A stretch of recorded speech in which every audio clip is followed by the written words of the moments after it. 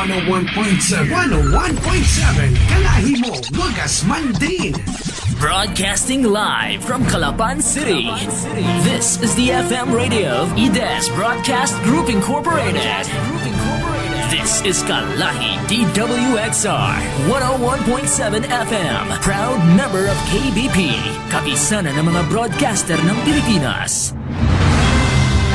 Disclaimer, ang mga pahayag, komento, pananaw o opinyon ng anchor at mga panauhin sa programang ito ay hindi opisyal o personal na pahayag, pananaw o opinyon ng DWXR 101.7 FM at sa management and staff ng himpilang ito. Disclaimer. The views and opinions expressed in this program are those of the speakers and do not necessarily reflect the views or positions of DWXR 101.7 FM management and staff. Narito na ang makabagang uri ng balitaan at talakayan sa radyo. Balita at talakayan. Balita at talakayan. Hihimay ng mga isya, talakay ng mga maiinit na usapin. Maglalahad. Punto por punto. Balita at talakayan. Tambalan, Sandy Soriano at Dom Lago. Alas 12 ng tanghali.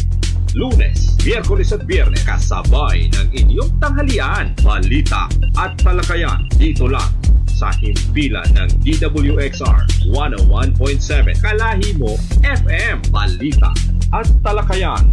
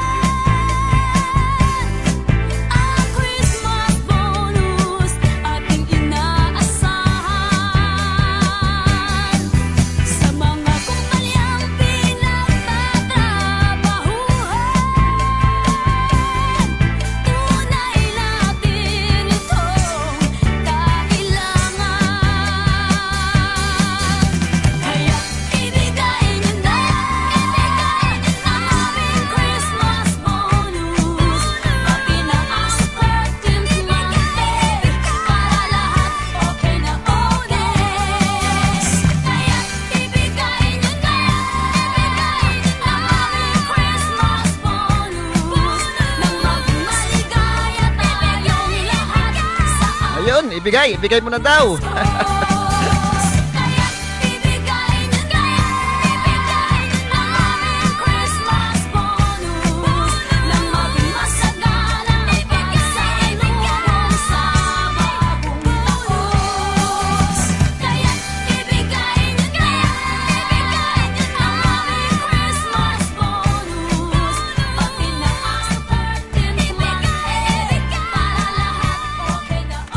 Ayun, magandang hapon po sa lahat ng nakikinig at sumusubaybay sa programang Balita at Talakayan. Muli po mapapakinggan nyo ang programang Balita at Talakayan. Dito lang po yan sa 101.7 Kalahi FM. At syempre, masusubaybayan din po ninyo ang programang Balita at Talakayan sa Facebook page nito na 101.7 din po. At sa YouTube, meron din po kami. Kaya kung hindi man po nyo napanood dito, mapapanood nyo po ito. Hanapin nyo lang po yung mga page ng 101.7 Kalahi FM. Okay, medyo maganda-ganda yung panahon natin ngayong araw na ito. Bagamat hindi tayo naapektuhan itong sunod-sunod na bagyo, nakasignal number 1 tayo pero magandang panahon. At dyan naman sa parte ng Bayanan 1, ay marami pa rin nakapila ng mga tracking. Hindi pa nauubos. Ilang araw na ito. Kailan ba nag-resume ang biyahe ng barko? Mukhang natatagalan. Kulang yata yung ating mga barko. Kung tutusin, dapat ubos na yan. Pero madami pa rin po ang nakapila hanggang ngayon diyan. Binabati ko po ang lahat ng nakikinig sa lahat dito sa ating probinsya ng Oriental Mindoro, siyempre pati doon sa mga iba't ibang panig ng mundo. Napapakinggan po tayo dahil Facebook live po tayo. Kaya kahit saan tayo po ay naririnig. Magandang po. Dito po sa Pilipinas, sa Calapan City ay tanghaling hapon na, hapon na po ngayon at tuloy-tuloy po yung ating programa, At meron po tayong ilang tatalakayin na mga ilang issue na nangyayari dito sa ating probinsya.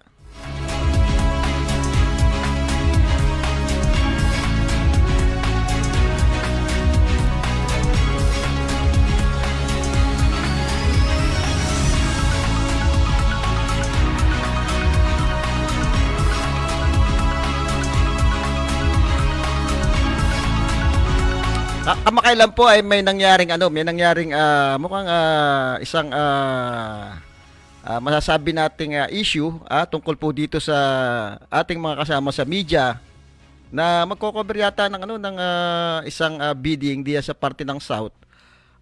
Diyan sa Bungabon, na ang mayor po diyan ay itong si Mayor Elgin Malaluan na meron yatang ibinibiding dyan na farm to market road, nagkakahalaga ng mahigit na more or less siguro mga 200 million. At ito i-cover ng ating mga kaibigan sa media, yung apat po sila na mga kakilala din natin, mga kaibigan din natin. At mukhang merong reklamong nangyari, di umano tungkol dun sa panghaharas nung mayor, Mayor Malaluan, Elgin, na di umano ay sila ay pinigilang makapasok doon sa bidding. Pero doon sa paliwanag naman ni Mayor sa isang interview ng mga kasama din natin sa politika, walang nangyaring pangharas doon sa bidding na nangyayari. Kaya lang may napuna tayo doon, doon sa interview ng mga kasama natin, itong kabilang grupo, nina Ed Mancera at saka itong sina Lino Amarillas. Ilan ba? Yung apat din yata yung nag-interview dun. Merong sinasabi si Mayor Elgin Malaluan na hindi pinakikialaman yung bidding, dahil bawal talaga naman pakialaman yan ng isang mayor yung nangyayaring bidding. Bawal siyang pumasok doon sa loob at bawal niyang impluwensyahan yung nangyayaring bidding, lalong-lalo na may malaking perang usapin dito. Kaya lang ito ang sinasabi, nirereklamo ng mga kasama mukhang hinarang daw sila ni Mayor Elgin Malaluan. At nakakapagtaka nga po, mayroong point, nakakapagtaka po bakit naandun although ito yung munisipyo, pero doon sa pagpapaperma po nung sinasabing logbook, wala pang security guard doon. Bakit si Mayor Elgin Malaluan ang naandun? At sila ay pinapipirma doon sa logbook. At kung talagang wala siyang kinalaman, bakit naandun siya, bakit kailangan niyang tanungin kung sino yung mga pumapasok doon? Di dapat tutuloy na lang sa opisina niya at pababayaan na lang kung sino yung mga napunta diyan sa bidding kasi open naman po 'yan dahil nga po doon sa transparency lalo na may mga media. Hindi magpasalamat tayo may mga media dumating para i-coverage yung sinasabing bidding dahil pag may media, ibig sabihin may nagmamasid at tinitingnan kung may mga anomalyang nangyayari at panalo po diyan yung ating mga kababayan pag ganyan. Hindi naman po yan po ikon dapat talagang naka-open. Ina-announce pa nga po yan na pwedeng saksihan yung mga ganyan pagkakataon. Yun lang ang pinagtataka natin bakit parang ang napokus dito ay si Mayor Elgin Malaluan na parang siya yung naandun sa sabi natin yung pagpasok ba't parang nataon lang ba na andun siya doon sa dinadaanan ng mga papasok papuntang bidding room or sadyang naandun siya para tingnan kung sino yung mga uma-attend ng bidding. Kasi ako nakakapagtaka kung logbook nila ang pinag-uusapan, sasabihin din nag-logbook yung mga yon. Bakit walang mga security doon na dapat yun ang nagpapalagbook doon sa mga napasok. Yung katulad doon sinasabi, hindi natin sinasabing ito yung salaysay kasi nung salaysay nung apat na sasaksisan doon sa bidding babasahin lang natin yung ilang bahagi ito yung sinasabi nakapasok sa conference hall at nag-obserba sa ginagawang bidding. Noong umpisa po ay nakita namin na may projector na nagpapakita ng mga dokumento na kinakailangan sa bidding. Ngunit laking gulat po namin na noong babasahin na po ang mga amount ng bids ng mga interested bidders ay pinatay ang projector at hindi pinakita ang mga amount ng bawat bidders. Nagsalita po ang isang babae na ang pagkakaalam namin ay representative ng isang bidder na kung pwede po daw makita ang mga amount ng bids. Ngunit ang back chairman na si Sir Greg Reyes ay hindi pumayag na ipakita ang mga amount ng bids. Sino pa po na pagkatapos na lang daw, sinabi pa po na pagkatapos na lang daw ng bidding, tsaka pinakita ang amount ng bids. Ngunit pagkatapos po ng last bidder ay nag-adjourn agad ang bidding process sa pamamagitan ng kautusan ni Sir Greg Reyes. Ito kung may katotohanan, mukhang may tinatago nga dito sa salaysay ng mga umattend ng bidding, mga media na ito. Kasi dapat talaga naka-open yun. Ngayon, kung pinatay niyo yung projector, kung talagang napatay yung projector, at hindi pinakita yung mga presyo nung naglalabang mga bidder, nakakapagtaka nga yun. Siguro, ito namang mga kasama ko sa media, siguro may mga ebidensya ito dahil may mga cellphone ito Maaring may mga nakuha ding itong ebidensya. At kailangan ipakita para masabing kapanipaniwala din naman yung kanilang salaysay. Pero yun nga, ang pinagtataka natin dito, kahit sabihin ito isang politically motivate, yung pagpasok nila doon. Pero ang mahalaga doon, nakikita kung may transparency yung gagawing bidding. Ngayon, doon sa sinasabi ni Mayor Elgin, bakit sa dami ng binibidding dyan sa DPWH, bilyon-bilyon ang pinag-uusapan niya, bakit walang medyang nadating? Ibang usapin po yun. Siguro nataon lang na talagang kayong napuntahan diyan at hindi na pupuntahan yung mga ganyong bidding. Kayong napuntahan diyan, ang pinag-uusapan po diyan kay hindi napuntahan kayo, ipakita niyo malinis yung bidding na nangyayari. Kaya po nandiyan yung mga yan Sabihin na natin ang tinitingnan po, nagiging maayos bagay yung ginagawang bidding, hindi ba ito isang bidding-biddingan lamang? Kasi sa ngayon, talagang madaming ganyan sa atin sa gobyerno. Yung mga project talagang pinagkakakitaan, yung mga proyekto, lalo na milyon-milyon ang milyon-milyon ang pinag-uusapan. Ito 200 million. Hindi ito kumbaga maliit na halagang pera. Kaya ito itong aywan ko lang kung naisampa nito sa ang sabi kasi sasampay ito sa ombudsman at ito namang si Mayor Elgin Malaluan sabi magsasampa rin daw ng demanda. ay mas maganda kung ganun na mangyayari para ang makinabang naman dito sa usapin na ito ay yung mamamayan ng bungabon, lalabas yung totoo dito kung sino ba talaga nagsasabi ng katotohanan dito. At saka syempre dapat talagang kung ang pinag-uusapan dito hindi rin si Mildred Malaluan hindi rin yung harassment Siguro tingnan kung naging tama ba yung procedure nung bidding na nangyari. Naging maayos ba? Ang sabi naman naging matagumpay daw yung bidding. Kaya lang kung may reklamo talaga at makikita ng ombudsman, magkakaroon ng problema yung proyekto. Kumbaga maaring hindi agad matuloy. Maaring maimbestigahan pa. So ang mahalaga dito nakikita sa ganitong sitwasyon kung sino yung kung sino yung tama talaga. Makita rin kung maayos bagang naipatupad yung rules ng bidding.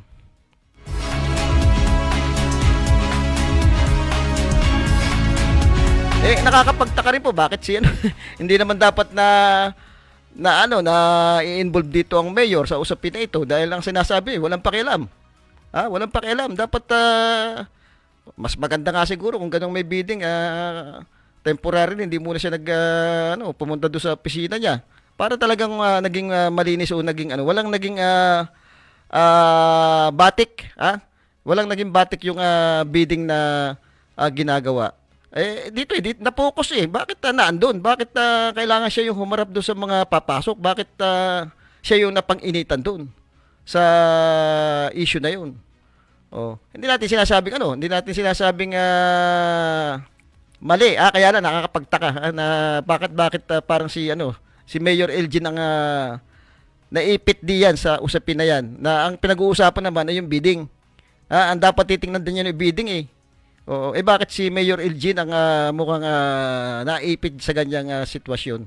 Pero ako naniniwala na kaya naroon yung mga media na kasama, yung mga media na andon, para tingnan talaga yung yung nangyayaring bidding. Hindi, kahit sabihin natin planado yan, pera pa rin ng taong bayan yan May pupuntang media at may pupuntang media yan para tingnan kung mayroong baga talagang maayos na nangyayaring bidding. At yun ay kung naman talaga nasa batas naman yun, talagang dapat ino-open yan, hindi lang sa media. Meron tayong tinatawag ngayon na kailangan lahat yan may transparency. Yung mga ganyang bagay. Tsaka sa panahon ngayon ang daming babasahin natin mamaya yung mga dapat ginaganap diyan sa bidding. Baka kasi sa ngayon may mga fly-by-night na contractor pumupunta sa mga bidding, may mga palabas, nagkukontrakturan lamang. Dahil dami sila ng mga politiko na nakaupo. Kahit nga yung mga proyekto ngayon na talaga namang hindi ka pakinabang basta magka-proyekto lang, ipatutupad nila. Sayang din naman yung pera ng tao ba. Siguro dapat tinitingnan din yan ng COA kung bakit saan mo gagamitin yung mga proyekto na yan, yung bagay mapapakinabangan ng ating mga kababayan, direkta bagay yan. Hindi, basta na lang yung iba makapagproyekto dahil nga dun sa malaking kinikita diyan sa porsyento. Ang sinasabi hindi na nga 20% yung pinagkakakitaan diyan Nasa 40% na kay Mayor Magalong ng Baguio. At may mga nasa 40% na daw ang porsentuhan din sa ganyang mga malalaking project. Kaya siguro dapat tingnan din ng ating gobyerno yung mga proyektong pinatutupad kung yung baga talaga ay direktang nakakatulong sa ating mga kababayan.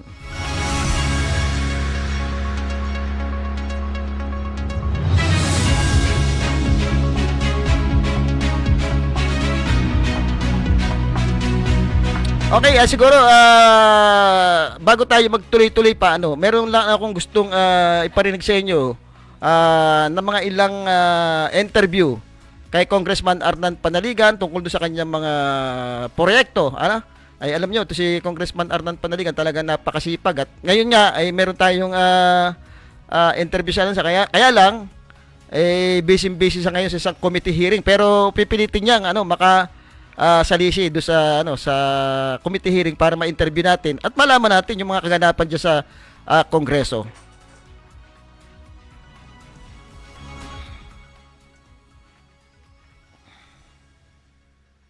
Alam naman po natin na sa Batangas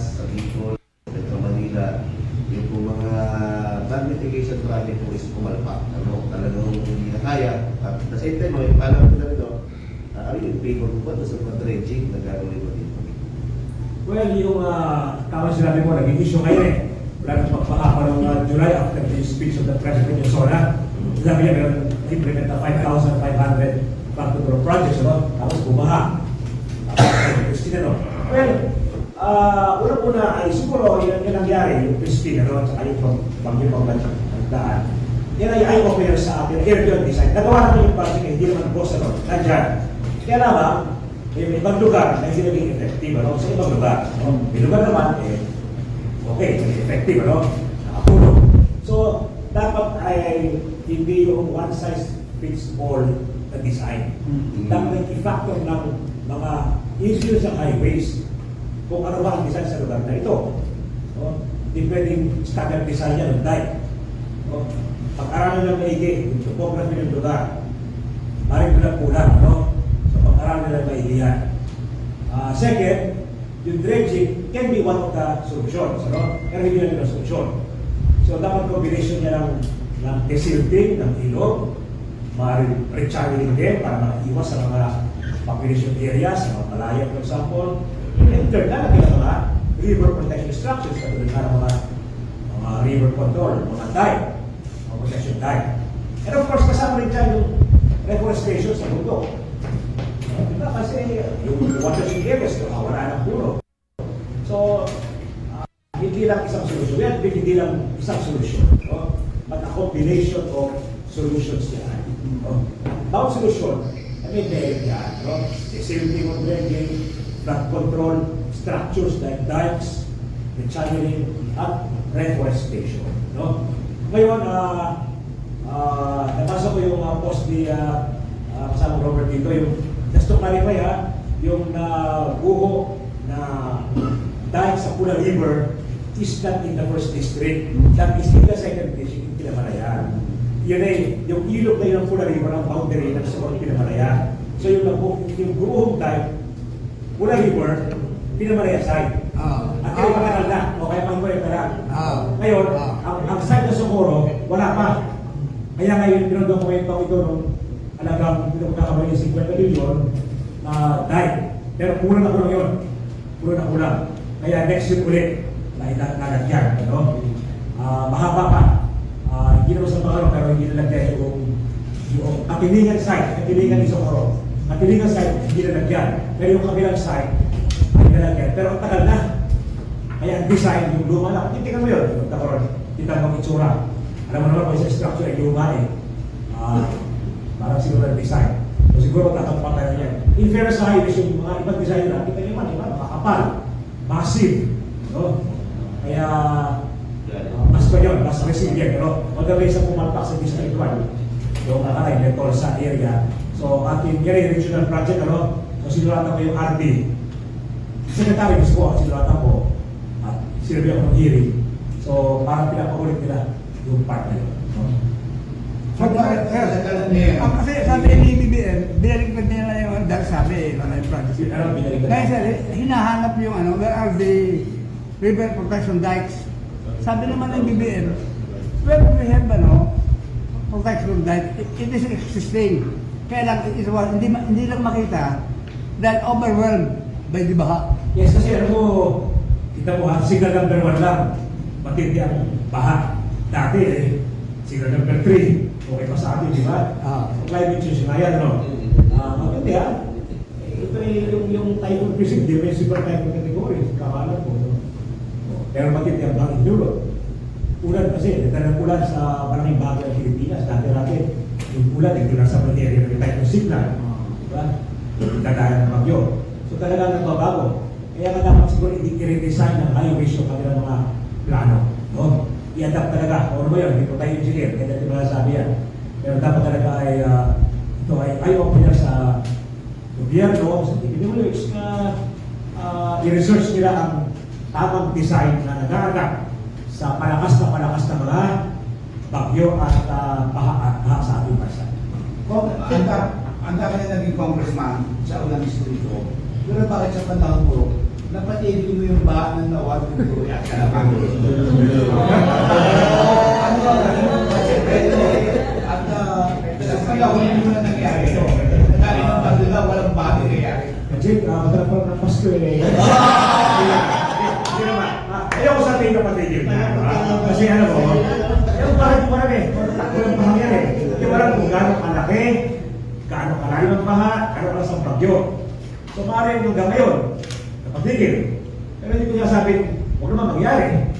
Eh kung yung lang ng type kaya ang dumating, baka ano kaya yung structure yan. So hindi ko sabi ha, pero so far, is okay, no?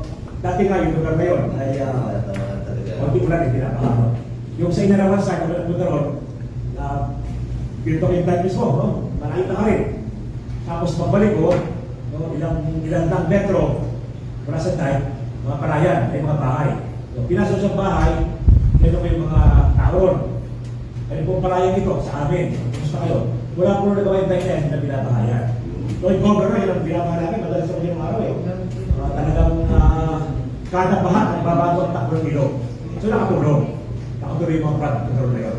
But of course, yan din alam. Kung malayo na ang bagyo, kung yan ay effective, kung may regagana, sana naman. Pero at least, we have a measure of protection, no? Sa lugar na yan, sa Garawan. At tutuloy pa yan kasi hindi mawala sa isa kung ibigay kasi sa lugar eh. Papasok naman tubig sa baba. So, tutuloy pa yan. Eh, matagal pang gawa niya. Pati ba ko, walang baka ngayon. Yan, di ba sabi, ano ba? Sa susunod. Kaya, sa susunod na ating nagtutukunan yan. Hindi, pero yan. Sa loob po may bonus ka. Ayun, yun po yung isa doon sa panayam namin kay Congressman Arnan Panaligan na kung saan pinapaliwanag niya yung mga infrastructure project, particular po doon sa sa flood mitigation project. Dito pinapaliwanag niya na napakahalaga talaga na yung ating mga kailugan. Natanong siya kung siya bagay approve doon sa mga dredging, mga protection dike. Actually ang sabi niya dito, yung dredging hindi yan yung talagang pangmatagalang solusyon. Maaring makatulong at yung mga protection dike kailangan din natin yan. Pero ang mahalaga daw dito ay kailangan din talaga dapat yung meron tayong ginagawa tungkol dun sa sa reforestation dun sa ating kabundukan. Tama eh. Dapat talaga kasi kung dredging lang tayo ng dredging, gawa tayo ng mga protection dike. Pero yung kabundukan natin tuloy na lalandslide yung mga putik sa kabundukan dahil wala nang mga puno na humahawak. Malamang na gumastos lang tayo ng malaki diyan. Tuwing babaha kasi dredging lang ng dredging yung ating magiging solusyon. So dapat talaga meron tayong sinasagawa ring mga reforestation sa kabundukan at yan matagal na rin namang sinasuggest ginagawa din naman ng ating ng gobyerno yung reforestation. Kaya lang parang hindi tuloy-tuloy yung programa, natitigil kumbaga hindi yata nasusubaybayan. Patuloy din naman yung pagputol ng mga illegal logger sa ating kabundukan. Kaya pag mapapansin mo, pagka yung malakas ang bagyo, may baha, makikita mo yung mga troso natin. Pupunta sa mga kailugan. Mga putol na. Kasi gawa yan ng mga illegal logger. Dapat talagang nababantayan. Mahigpit yung programa ng ating gobyerno pagdating diyan sa kabundukan. Meron din diyan. Kaya nasisira yung ating kabundukan gawa ng mga illegal mining. Nakikita natin pag malayo naglalandslide na, di ba? Subukan yung tingnan yung ating mga kabundukan niya, talagang makikita nyo mga wala ng puno, lupa na yung nakalabas, may landslide. Kasi nga nauubos na yung kumakapit na puno doon sa mga lupa. Yun ang sinasabi, kailangan talaga dapat may mga reforestation tayo. At pagdating sa kalikasan, talaga namang yan ang isa sa pinangangalagaan ni Congressman Arnan Panaligan ng ating kalikasan. Kaya nga ayaw niya nung mga mining, yung malalaking mga mining, mga big mining tinututulan niya ito. Kung matatandaan nyo, yung ating provincial government nagpasa ng ordinansa tungkol dito sa extraction ng armor rock, isa siya sa tumutol dito. At nakita niya kasi hindi maganda nahakutin yung mga malalaking bato diyan sa kabundukan dahil baka nga mawala parang yan ang pinakapundasyon ng lupa natin Pag tinanggal mo yan, yung mga malalaking bato dyan, particular dyan sa Poland, nakita ko, ang lalaki ng bato dyan, yung kabundukan. Ang ganda tingnan. Ay pag tinanggal mo yung malalaking bato diyan at binenta mo, ay magmumukhang negosyo yan. Hindi yan sasabihin na kailangan tanggalin lang yan dahil delikado. Dahil kailangan nating magtanim. Kung ibebenta mo yan. Ganun din po sa sa dredging. Kung ang dredging ay isasagawa natin, hindi natin tinututulan yan. Kaya lang, ang sinasabi natin ay huwag natin dadalhin sa ibang lugar. Iluluwas ng Maynila yung mga buhangin na makukuha diyan. Kasi kung ganun ang mangyayari, negosyo ang mangyayari, madidipit yung purpose natin na tungkol do sa baha. Negosyo ang mangyayari pagka yung buhangin ay dinala mo kung saan at ibinebenta. So ang tanong pa daw sino makikinabang doon sa mga bentahan ng mga buhangin na yan. Hindi rin naman ang sambayan ng Pilipino. At saka makakasama talaga sa kalikasan kaya nga tayo may umiiral tayong 25 years mining moratorium. Pasalamat kay Vice Jojo Perez na extend ito na amyandan pa na mapalawig pa itong 25 years mining moratorium natin. At si Congressman Arnan Panaligan kahit sa Kongreso may sinusulong na maging pre-mining ang ating probinsya. Dahil nga nakikita niya ito isang agricultural land itong ating probinsya. At kung may mga mining na gagawin dito, maapektuhan yung ating mga kagubatan, hindi lang kagubatan, pati yung ating mga palayan dito sa Oriental Mindoro.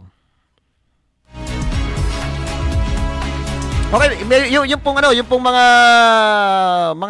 batas na naipasa na ni Congressman Arnan Panaligan na makita natin na talagang tumatrabaho at may ginagawa si Congressman Arnan Panaligan pagdating sa Kongreso.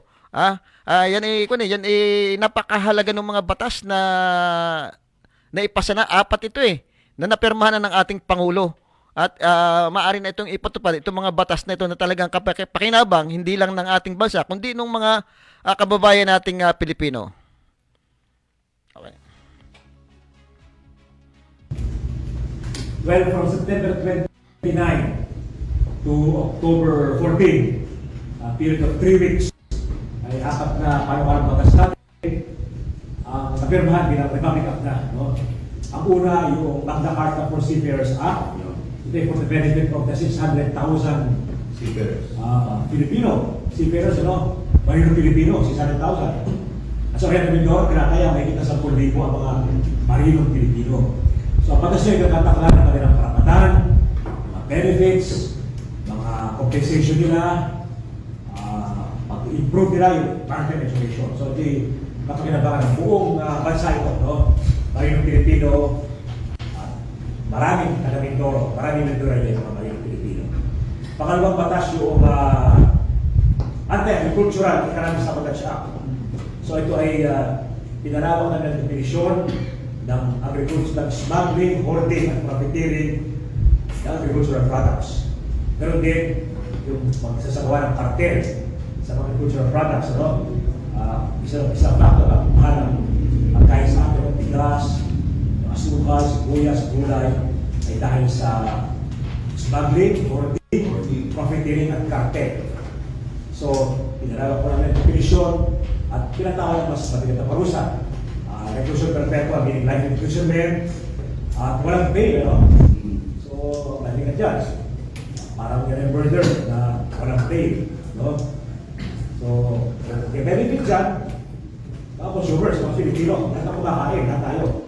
At ganoon din mga magkasakot na yung isang Pilipino. Talo sila sa smuggling. Pangatlong batas yung pinaka-important yung self-reliant defense law. Isa ito sa mismo ako sugulat ng batas na ito, nagpapalakas sa mga defense industries para ang ating armed forces ay lumakas din at mabawasan yung ating masyadong reliance sa ibang bansa sa pagpili o pagkuha ng mga ating defense equipment. Iniwala po tayo sa maraming bansa, hindi dapat pumasa sa ibang bansa para sa kanyang mga gamit na pandigma at gamit pang-depensa. Napakadelikado. Kung isang namumuno ay alam yan, talagang kaya ko na para kasi yung kanyang local defense industry. Isa sa mga demand ng magiging malayang bansa yun. Handa ka rin na gustusan ang depensa mo at ng bansa mo. So yan ang buot ng batas natin pinasangyan na pinapatatag ang mga local defense industries para yung mga armas, dito na aeroplano, barko, dito yung mga tangke, ay bahala dito gagawin sa atin. Ano? Ito mga ako sa isang press release sa Cavite Naval Shipyard. May ginagawa natin sa missile craft, missile fast attack craft. Originally, Israel yan. Hindi natin sa Israel ang barko yan. Kaya kumain ng Israel na yung dalawang units ay dito na gawin sa Pilipinas. So yan yung example na mahalaga ng batas na yan. At yung pangapat na batas, yung ARAL, Academic Recovery and Accessible Learning Act. So as the name implies, yung tumutuko sa problema sa edukasyon, yung mga kabataan, medyo nang huli. No? Sa ating sistema, ang inaalaga lang yung mga nasa kapra, honor student, di ba? Naman tawag yung mga science, special classes, paano naman yung mga hindi ganun magaling? Kung ito lang high school, hindi pa ako magaling, hindi ako nag-honor. Walang medalya. Mas marami yun. Ganun, di ba? Hindi sila priority. Kaya yung batas na ito, sila ang priority. So, yung mga naiiwan at may stress sa mathematics, science and reading, na ayos sa mga ranking, international tayo purport. So, yan ang batas na yan. Ngayon, meron pa, dalawa, kaya lang, hindi ako pwede lumuwas na ako dahil sa inyo. Dahil nasa press ko na ito. Kaya, sinabi ko doon sa Malacanang regrets, di ba umakatin. Tinamang kanina, yung Philippine Archipelagic Maritime Zones, at saka yung Archipelagic Baselines na tinatakda, kung alin dyan, imagine may, kung alin ang boundary natin, or yung, for one of the better term, kung alin yung ating maritime zones, nakatakda yan. At yung ating archipelagic areas. Tinaman ng Pangulo ngayong alas kami ng umaga yan. Isa rin po tayo sa mga principal authors niya. So, aling na batas pala yan, nasa ng Pangulo. May natin pa ako isang batas yung napaka-importante ito. Isa mismo ko sa mga principal author at aktibo ko na yung sumali sa deliberasyon, yung Amendments Rights Clarification Law. Ito, RA 11-2003, pinasunod 2018. Nakako ko ng kampanya. Ito ang naging congressman sa ito sa aking unang bill. Yung pag-revise, review. Ginampara ko yan. Kaya nga, tapos na yung batas, natin pero ng Pangulo. Sa batas na yan, ating kinokorek yung mga kakulangan, pagkakamali sa Original Rights Clarification Law. Isa po tayo sa principal author at saka aktibo na ipag-laban dyan. May introduce akong provision doon sa bill. Yung RCEF, yung Rice Competitiveness Enhancement Fund. Dati, pinagamit lang yan, binhi, fertilizer, extension work, yung mga technician na training ng farmers at yung mechanization, traktora, harvester, etc. Nag-introduce ako ng amendment, yung mechanization, anong istorya. Bago makatanggap ang mga farmers association ng harvester, traktora, kailangan merong warehouse sila. Bago makahingi ng rice mill, yung gilingan, kailangan may warehouse na. Magkano ba na 2 million, 3 million, 4 million. Hindi ang kaya ng farmers association, yung counterpart na yan. So sa ating amendment, ilagay natin doon, kasama na sa mechanization, hindi lang yung makinarya, kundi pati yung paglalagay doon. Yung warehouse yung marami. Second, sinama natin sa RSF yung solar power irrigation. Sinama natin yung soil testing. Dati wala yan. Sinama natin yung iba pang mga inputs. Hindi lamang yung bidhi, yung fertilizer. So, yun ang natin yung permanent Pangulo. Makikinabang dyan mga masakan Pilipino at of course, mga masakan Pilipino. Thank you. Ayun, napakinggan niyo po yung panayam namin kay Congressman Arnan Panaligan tungkol doon sa mahalagang batas na kung saan siya po yung sponsor ng mga ito, yung 4 nga kamakailan na naaprubahan na at permado na ng ating Pangulo, yung sa Magna Carta on Seaman, ay talagang ito'y kapaki-pakinabang para doon sa mga seafarer natin, yung mga seaman na may mga problema. Ito po ito yung Magna Carta, ito po yung parang susundin ngayon. Parang ito yung batas doon sa mga guidelines para doon sa mga seaman natin na matutulungan sila ano. At siyempre yung yung isa yung anti-smuggling agricultural anti-smuggling law, napakahalaga po nito. Dahil ito po yung nagbibigay ng parusa o penalty doon sa mga mga smuggler. Yan po isa sa sa pinakamalaking problema natin sa bansa natin. Yung mga smuggler, kaya nagmamahal po yung yung mga produkto natin gawa sa mga yan, at kaya tinatalo yung ating mga produkto dito, yung lalong-lalo na po yung mga local farmer natin. Pagdating dyan sana, di ba nangyari na sa atin yung sibuyas, dumagsa dito yung imported na sibuyas, tinalo po yung presyo ng ating mga magsasaka. So ngayon po sa batas niyan talagang protektado yung ating mga negosyante diyan sa agricultural anti-smuggling law, na ang isa nga pong ang may akda nga po niyan ay si Congressman Arnan Panaligan. At yung isa pa po yung sinasabing self-reliance sa defense posture, na kung saan ito po yung pwedeng pagsimula natin yung sa industrialization, yung pagpagagawa natin ng mga armas pandigma. Kasi sa ngayon ini-import pa natin yan at mahal kung i-import po natin, samantalang dito sa ating bansa kayang-kaya pong gawin yan ng mga kapwa Pilipino natin na mayroong kakayanan para gawin yung mga ganyang armas pandigma, lalo-lalo na yung mga barko. Hindi lang po barko, pagdating ng araw baka lahat na pwede na natin gawin dito. So hindi na po tayo magde-depend doon sa pag-i-import pa kung ano-anong mga ginagamit natin. Sa ngayon, lahat yata ng ating pangangailangan nakadepende sa importation. So panahon na para magkaroon tayo ng sariling pagtindig sa ating ekonomiya, lalong-lalo na doon sa mga product, mga paggagawa nga niyan ng mga barkong pandigma na yan, mga sasakyan. Siguro napapanahon na talagang sa atin manggaling lahat yan. For example, sa sasakyan, 'di ba? Meron tayong modernization program, yung jeepney. Saan pa natin kinukuha yung mga jeep? Ini-import pa natin yan galing China, napakamamahal. Samantalang dito sa atin sa Pilipinas, may mga gumagawa niyan, mas mura pa at mas magaganda pa yung kalidad nung ginagawa nilang sasakyan. Isipin nyo, kung dito kukunin yan, hindi na natin i-import, malaking bagay para doon sa ating mga kababayan ang trabahong may bibigay niyan. Isipin nyo, daming trabaho niyan pag dito na ginawa lahat yung mga sasakyan na yan. Parang ang Korea, 'di ba? Kita nyo, Korea nag-e-export na ng mga sasakyan. Laking trabaho ng binigay doon sa kanilang mga mamamayan. Kaya napakalaga nung mga batas na sinulong ni Congressman Arnan Panaligan. Isa pa diyan yung rice tarification law, na sinasabi nung una, ito'y panahon ni Pangulong Duterte, ang may akda nito si Senador Cynthia Villar. Itong rice tarification law, ang sinasabi kaya ito inakda para bumaba ang bigas, yung presyo ng bigas, pero hindi po nangyari.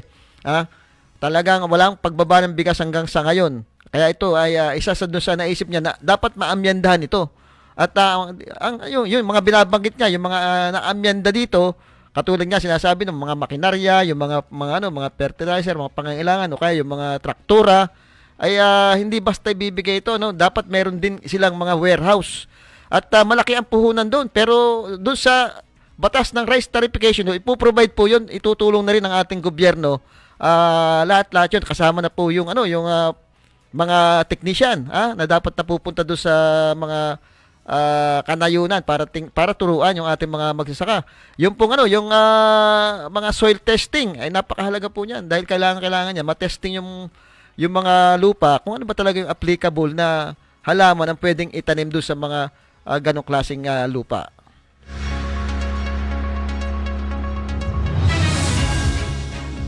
Okay, binabati po natin si Kapopong Ortega diyan sa parte ng Victoria. Talagang ito po si Kapopong handang-handa na po ito. Talagang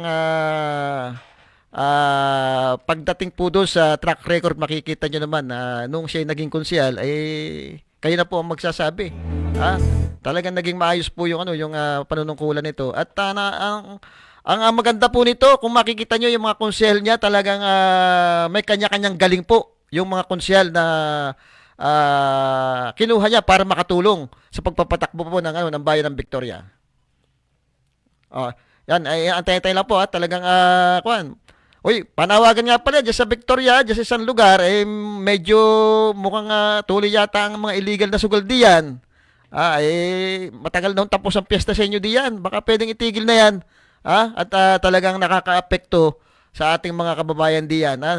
Madaming pamilya nasisira, gawa dyan sa mga sugal. Bawal po yan. Bakit pinapayagan dyan niya sa bayan ng Victoria? Okay, nakaready na po. Okay, sandali lang po para may play po natin yung kay Kapopong Ortega na balita natin talagang ready na at mukhang magagaling yung kasama niya, yung team niya. Makikita niyo yung mga mga record, yung mga qualification ng mga kasama niyang konsehal diyan sa Victoria. Tingnan niyo mabuti. Pag-aralan niyo at i-compare niyo do sa mga naglalaban-laban diyan. I-compare niyo yung yung mga track record, At kayo na po ang humusga. Okay. Tayo na po.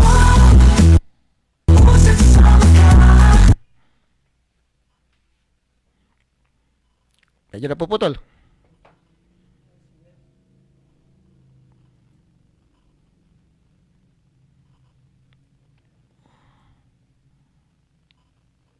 Putol.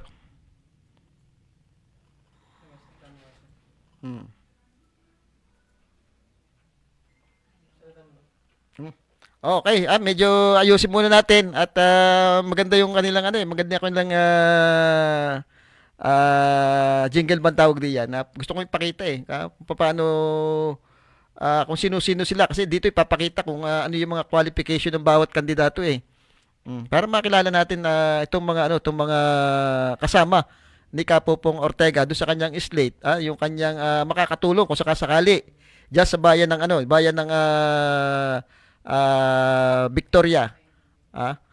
Makita natin para ayan.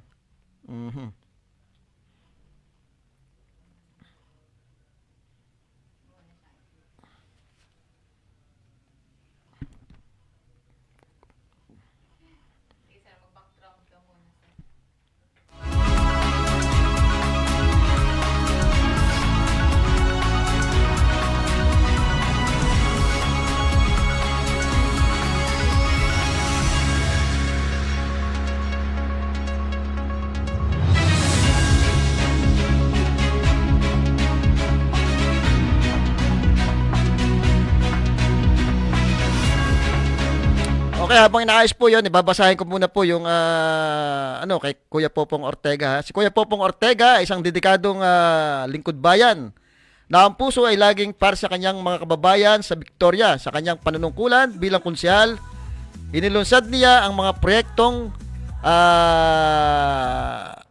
nagbibigay suporta at nagtataguyod ng kaunlaran para sa bawat Victoriano.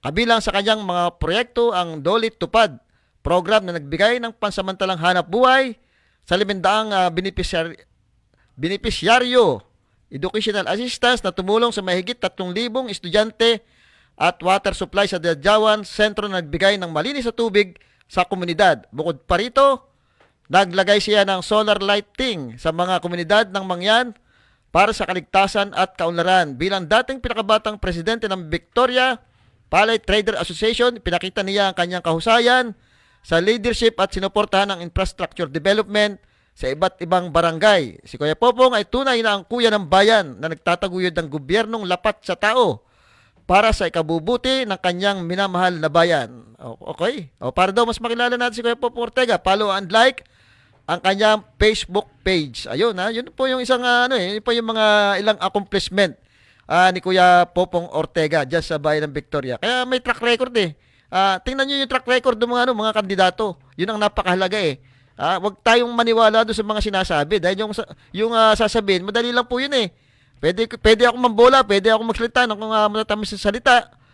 Mapaniwala kayo Pero pwedeng hindi matupad 'yon. Ha? Kaya tingnan nyo, yung nagawa ba, may nagawa ba, lalong-lalo na yung mga incumbent. Ha? May nagawa ba yung mga yan nung sila'y nanunungkulan pa? Meron ba silang mga magagandang track record? Oh. Kaya pag-aralan natin, ha? Matuto tayong bumoto ng tama, ha? Huwag tayong magpadala doon sa pera, hindi porke sasabihin, mapera yung isang kandidato. Hindi po ganoon. Pwede nyo tanggapin yung pera. Pero pagdating sa balota, yung may track record po yung ilagay. Hindi po may iwasan yan eh. Talagang sisilawing po kayo ng mga kandidato sa pera. Dahil yun po ang nakasanayan na eh. Pero dapat maging matalino po ang ating mga kababayan sa pagpili. At tandaan nyo, hindi naman nakikita ng mga yan eh, yung isusulat nyo sa balota eh. Doon man lamang makaganti kayo dahil yung ibibigay naman yung pera niya sa inyo, kukunin din sa inyo yan pag nakaupo na. Kumbaga, kung para kayong iniinsulto kung ganun ang mangyayari, di insultuhin nyo na rin pagdating sa sa pagboto o pagdating sa balota. Huwag nyo nang iboto yung parang binili na yung pagkatao nyo.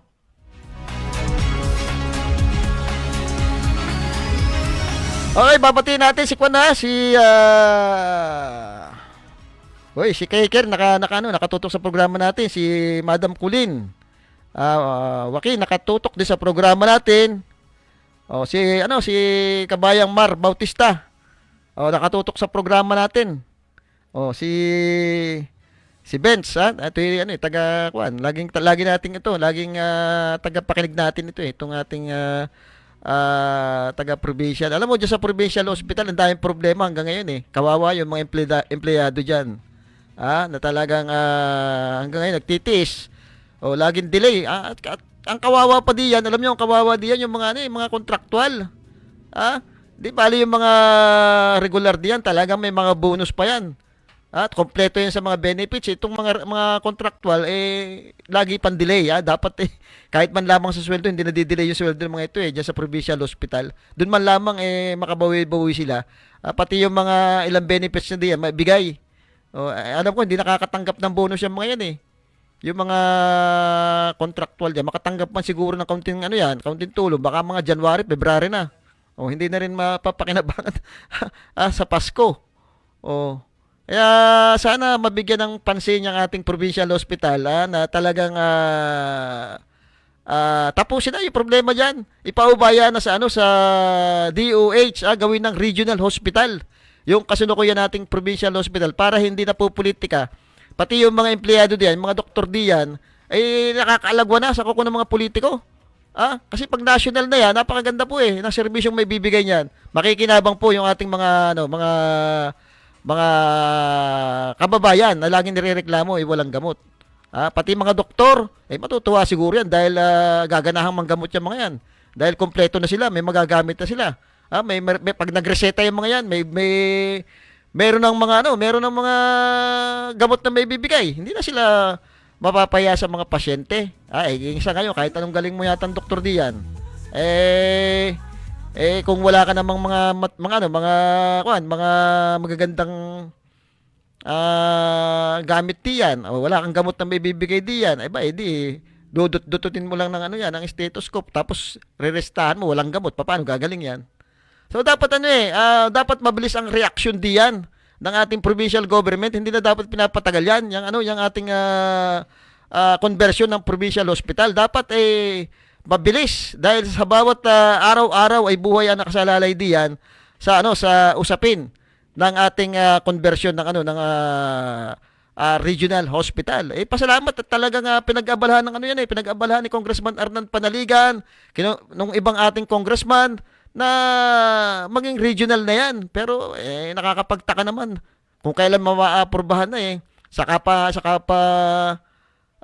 sasabihin payag sila kaya lang bakit madidelay, bakit kailangan kung saan pa natin na dalhin yan, na aabutin pa na kung ilang taon bago magawa yung ating provincial yung ating regional.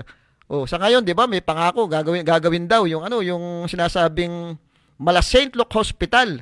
Tingin ko ginagawa na nga diyan sa katabi yata ng provincial hospital niya. Kung di ako nagkakamali, may ginagawa yata ang isang hospital diyan. Baka yun ang sinasabing Mala St. Luke Hospital. Kaya lang, baka mamaya building din lang yan.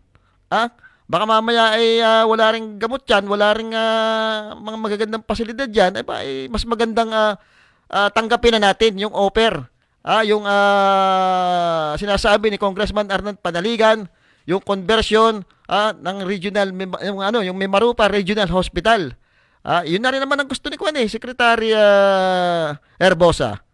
Para mapadali yung proseso nung conversion niyan. Ito na ating kasalukuyang provincial hospital ang gawin at dadagdagan na lang yan ng mga makabagong kagamitan. Kung nakikita niyo yung Batangas Regional Hospital, ganun ang mangyayari.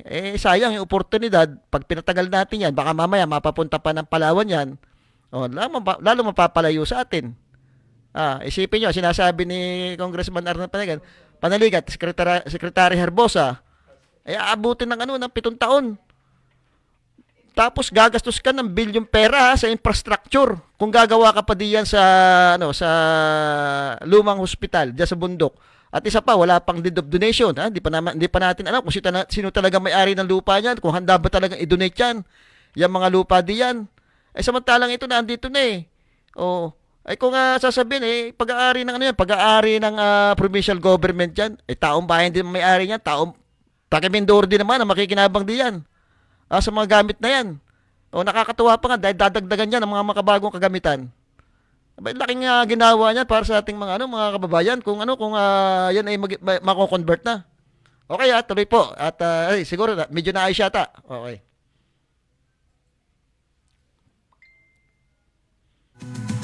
Tayo na po, usap sa magkaharap, para sa bayan, para sa masama-sama. Kung nagtapat, may dalaman, larong at sumama sa panawagan. Tayo na po, magtatubili, akong para sa kinabukasan ng ating lahi, ang bayan natin, ating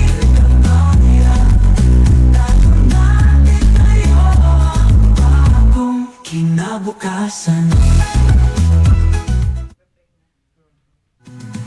Tayo na po, usap sa magkaharap, para sa bayan, para sa masama-sama. Kung nagtapat, may dalaman, larong at sumama sa panawagan. Tayo na po, magtatubili, akong para sa kinabukasan ng ating lahi, ang bayan natin, ating kabayan.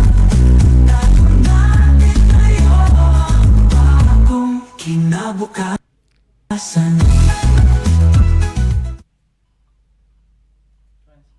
Ayun.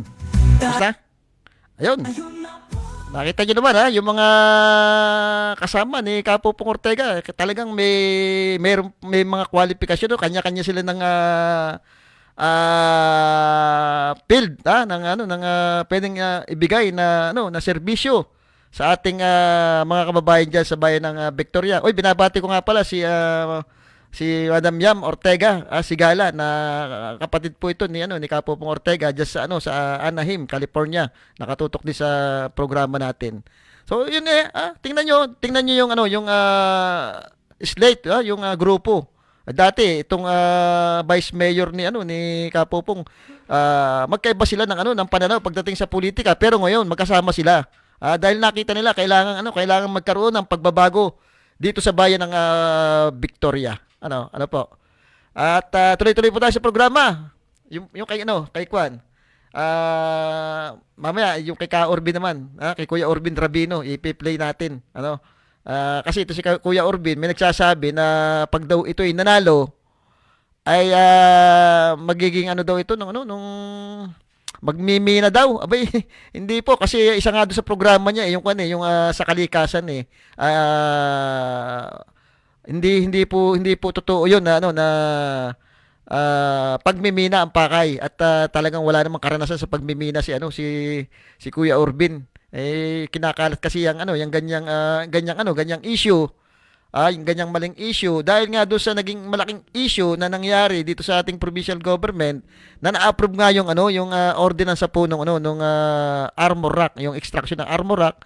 At syempre balitang-balita po yung mga dredging na di umano ay yung mga buhangin idadalhin sa sa ibang lugar diyan sa Metro Manila, do sa Manila Bay, kung saan do sa may airport. Yun po yung di umani ko na parang nababalita noon. Kaya umaayaw yung ating mga kababayan na dredging yung ating mga kailugan. Pero sinasabi ko nga po yung dredging maaring makatulong po yan, temporary makatulong yan do sa pagbaha mangyayari. Kaya lang kailangan din po talaga yung sinasabi ni Congressman Arnold Paneligan. Sasabayan po yan dapat ng reforestation. Alam ko may programang may programang provincial government diya sa reforestation din. Hindi ko lang alam kung bakit parang mas natatabunan niya nung dredging. Mas gustong dredging dapat kasabayan at tuloy-tuloy. Hindi lang yung pag nawala yung isang nanunungkulan, nawawala na yung programa sa reforestation. Dapat yun kailangan dahil wala na. Talagang kung titingnan mo yung ating kabundukan ay halos halos kalbo na. Kaya yung mga putik ay bumababa din sa kailugan natin. Okay, at muli po, busy po si Congressman Arnold Paneligan. Naantay natin yung tawag pero nasa isang committee hearing po. Baka sa isang araw po ma-interview natin doon sa kaganapan sa Kongreso. Napakasipag po. At pagkatapos ng session diyan, talagang nauwi po dito sa atin sa Oriental Mindoro. Hindi pinababayaan yung kanyang tungkulin dito. Inaabot po yung mga kasulok-sulukan ng unang distrito, pati mga barangay. Naalam yung mga problema. Kaya kita nyo naman yung ating congressman, wala siyang walang tumapat kasi ginampanan ng ayos yung kanyang katungkulan. Ganun po yung gantimpala niya pagka nakita ng ating mga kababayan maganda yung ginagawa at may dedikasyon do sa trabaho. Malabo ang palabanan yan. Igagalang ka talaga dahil nakita yung ginawa mo. Okay, muli po, Sandy Soriano ang inyong nakasama.